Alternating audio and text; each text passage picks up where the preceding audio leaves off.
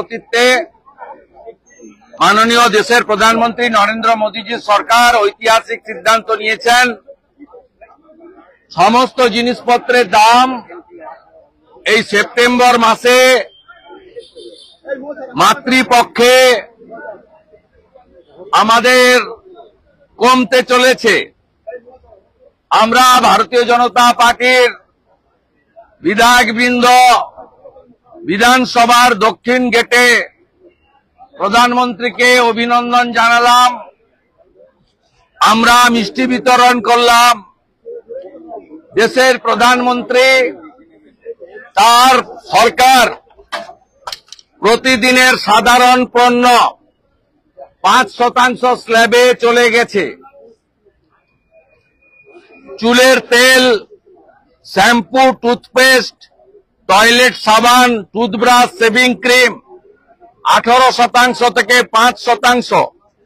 একইভাবে বাটার, ঘি, cheese, dairy spreads এবং অন্যান্য কুকুয়ার সহ সেটা যেটা 12 থেকে 18% ছিল 5% নেমেছে।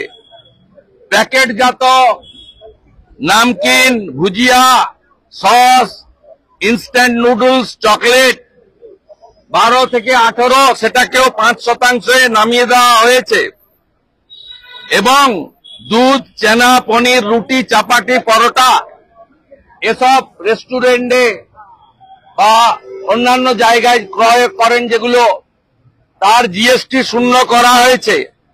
সবচেয়ে বড় ঐতিহাসিক সিদ্ধান্ত, লাইফ সেভিং ওষুধ, ক্যান্সার ওষুধ এরা সব জিএসটি মুক্ত হয়েছে। 140 কোটি ভারতবাসীকে নরেন্দ্র মোদীজি তার সরকার ঐতিহাসিক উপহার তুলে দিয়েছেন গতকাল। আমরা নরেন্দ্র মোদীজিকে ধন্যবাদ জ্ঞাপন করছি। এর বাইরেও ইলেকট্রনিক্স, বৈদ্যুতিন যন্ত্র এবং আপনারা জানেন যেগুলো স্বাস্থ্য, লাইফ ইন্স্যুরেন্স ব্যক্তিগত, সেটাকেও শূন্য রেট করা হয়েছে। একদিকে খালা মমতা ব্যানার্জি যখন পশ্চিমবঙ্গে পেট্রোল ডিজেলের স্টেট সেস তুলছে, বাজারে আগুন, সরকারি কর্মচারী, পুলিশ কর্মী, শিক্ষক, পেনশনার্সরা ডিএ পায় না, চাকরি নেই, অস্থায়ী কর্মচারী, কন্ট্রাকচুয়ালরা সমকাজে সমবেতন পায় না, কৃষকরা ফসলের দাম পায় না, স্কুলগুলো উঠে গেছে, লক্ষ লক্ষ পেশেন্ট আয়ুষ্মান ভারত না থাকার জন্য বাইরের রাজ্যে যাচ্ছে। এবং ভারতবর্ষের মধ্যে সবচেয়ে বেশি পেট্রোল ডিজেলের দাম পশ্চিমবঙ্গে।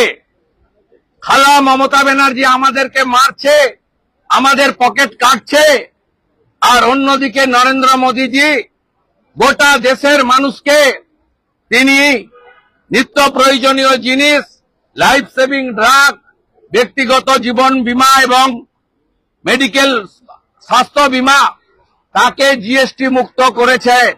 এই ঐতিহাসিক সিদ্ধান্তের জন্য আমরা পশ্চিমবঙ্গবাসীর পক্ষ থেকে তাকে ধন্যবাদ এবং কৃতজ্ঞতা জ্ঞাপন করে এই অপদার্থ চাকরি চোর মুখ্যমন্ত্রীকে দাবি করব, উত্তরপ্রদেশ, বিহারে পেট্রোল ডিজেলের যা দাম, আপনার এখানে তার থেকে 10 টাকা বেশি, 12 টাকা বেশি পেট্রোল ডিজেল।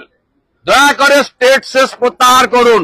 বাজারে উৎসবের আগে নিত্য প্রয়োজনীয় জিনিসপত্রের দাম নিয়ন্ত্রণ করুন, আর কৃষককে তার ফসলের ন্যায্য দাম দিন। আর বকেয়া ডিএ সুপ্রিম কোর্টের নির্দেশ মেনে সমস্ত কর্মচারী, শিক্ষক, পেনশনার্সদের দিয়ে দিন। এটাই আমরা দাবি করব। মোদীজি জিন্দাবাদ, জিন্দাবাদ, জিন্দাবাদ, মোদীজি জিন্দাবাদ, জিন্দাবাদ, জিন্দাবাদ। নতুন ফরেনার ট্যাক্সে বলা হচ্ছে 31শে ডিসেম্বর 2024 পর্যন্ত যারা এই রাজ্যে এসছেন বা দেশে এসছেন তারাও থাকতে পারবেন। বাকিদের ক্ষেত্রে কড়া মনোভাব দিচ্ছে কেন্দ্রীয় সরকার।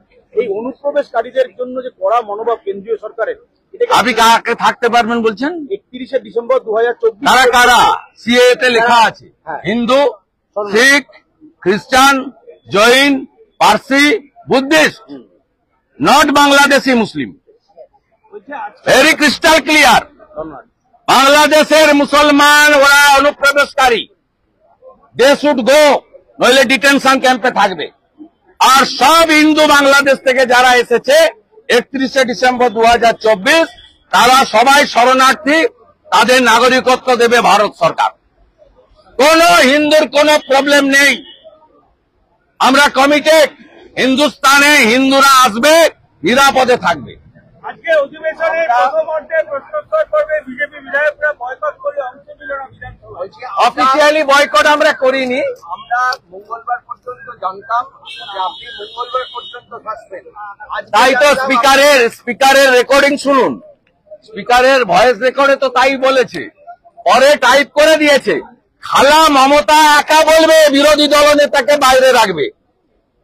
আজকে আমার সাথীরা ওকে বুঝিয়ে দেবে, আমাদের এমএলএরা ভিতরে ঢুকবে, ওকে বুঝিয়ে দেবে বিজেপিতে একটা শুভেন্দু নেই, 65টা শুভেন্দু আছে। বলছি একবার বলা হলো আপনি যশবন্ত দেশ মানে এই হঠাৎ এটা একটা দালাল, এই স্পিকারটা তৃণমূলের দালাল, মমতার কথায় চলে, ওর মেরুদণ্ডটা খুলে ও মমতার বাড়িতে কালীঘাটে রেখে দিয়েছে। 6 মাস আছে, এরপরে ওর অবস্থা করবো, ওকে বারুইপুরে হারাবো, বারুইপুরে ওকে হারাবো, এখনই বলে গেলাম। চলো। ভিতরে অধিবেশন চলাকালীন রাজ্যের এক বিধায়ক সমর মুখার্জি তিনি তার মন্ত্রী, তার দলের মন্ত্রীকে অপদার্থ বলছেন, মৎস্যমন্ত্রীকে অপদার্থ বলছেন, তার দলেরই বিধায়ক সমর মুখোপাধ্যায়। ওদেরকে জিজ্ঞেস